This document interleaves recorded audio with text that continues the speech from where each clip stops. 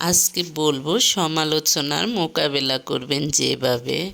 অনেক মানুষ আছে কিছু পারুক না পারুক অন্যকে নিয়ে সমালোচনা করতে পারে, এটা হলো অকর্মা মানুষের কাজ। অর্থাৎ যাদের কোনো যোগ্যতা নেই তারাই মানুষকে নিয়ে সমালোচনা করবে, তারাই মানুষকে নিয়ে খারাপ মন্তব্য করবে।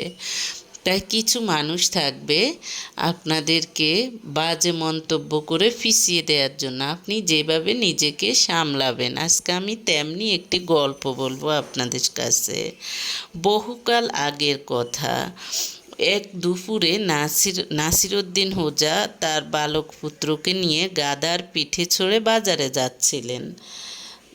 তারপর হোজা ও তার পুত্র উভয়ই গাধার পিঠে বেশ আরাম আয়েশে বসেছিলেন।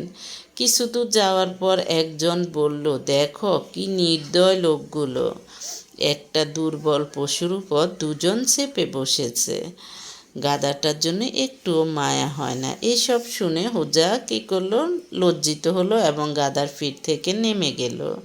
খানিক বাদে অন্য এক দলের সাথে দেখা হলো। তারা আবার বলল, হোজাকে হেঁটে যেতে দেখে বলল, কি আজব জামানা এলো, ছোট ছেলেটা আরামে গাধার পিঠে বসে আছে আর বুড়ো বাপটা গরমে হেঁটে যাচ্ছে।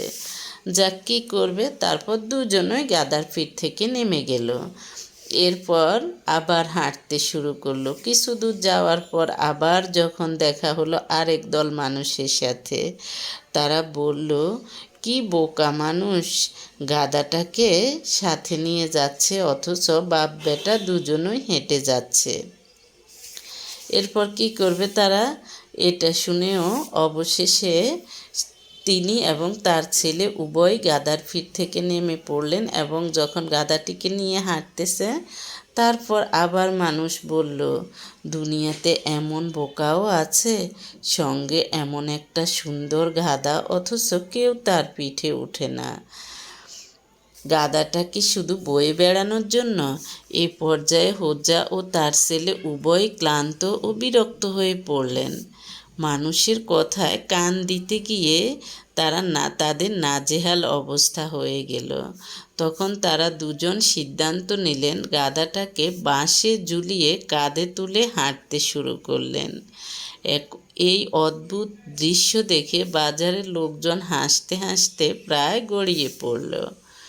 এইসব সমালোচনায় অতিষ্ঠ হয়ে পরের দিন হোজা এক নতুন কৌশল অবলম্বন করলেন।